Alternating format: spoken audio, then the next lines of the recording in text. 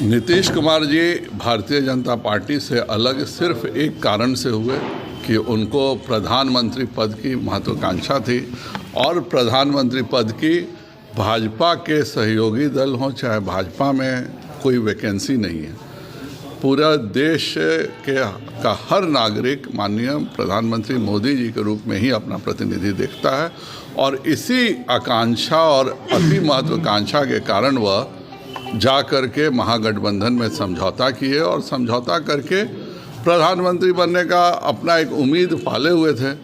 2 महीने में उनको समझ में आ गया कि उनका कोई विरोधी दल में पूछने वाला नहीं है और यही कारण है कि उन्होंने तेजस्वी जी को अब 2025 का उम्मीदवार घोषित कर दिया है, जो कि अपने आप में बताता है कि वह पूरी तौर पर निराश हो चुके हैं कि उनको कोई नेता मानने को तैयार नहीं है।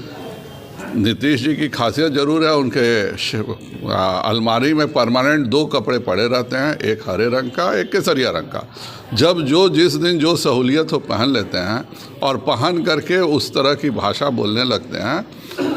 आज के डेट में भारत की राजनीति में नीतीश कुमार जी पूरे तौर पे अप्रासंगिक हो चुके हैं और इसीलिए उनका कोई पूछने वाला नहीं। केसरिया कपड़ा पहनेंगे तो आप लोग उनको नहीं, कोई मतलब नहीं है। हम लोग केवल तिरंगा कपड़े वाली पार्टी हैं, लेकिन नीतीश कुमार जी अपना समय के साथ बदलते रहने वाले व्यक्ति हैं। हम लोग का एक ही कपड़ा है और वह है तिरंगा। गुंजाइश भारतीय जनता पार्टी का उनके लिए अप्रासंगिक जो देश की राजनीति में हो गया हो उसकी कहीं गुंजाइश नहीं है। 2025 तक वो आराम से अपने भतीजे को पीठ ठोकते हुए रहें और चाचा भतीजा जिस प्रकार के घोटाले कर रहे हैं, जिस प्रकार का बिहार की जनता के साथ वादा खिलाफी कर रहे हैं, दोनों की प्रासंगिकता हिंदुस्तान की राजनीति में समाप्त हो चुकी है और इसीलिए विरोधी दल वाली बैठक में इन दोनों को किसी ने नहीं पूछा। विशेष दर्जा की मांग एक बार फिर नीतीश कुमार जी करने लगे, लगता है नीतीश कुमार जी सीजनल बात करते हैं। वह उनके एनके सिंह वाइस चेयरमैन थे फाइनेंस कमीशन के।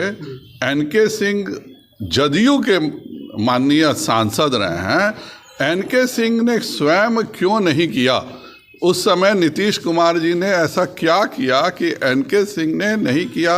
वह फिर 42 से 32% कर देते और कहते कि हम विशेष राज्य का दर्जा का करेंगे।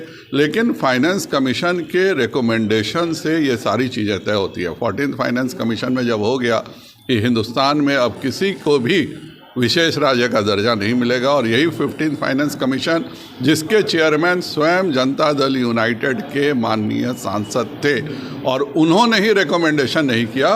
यह सब शिगुफा छोड़ते हैं क्योंकि वह पूरे बिहार की जनता को बेवकूफ़ बनाना चाहते हैं।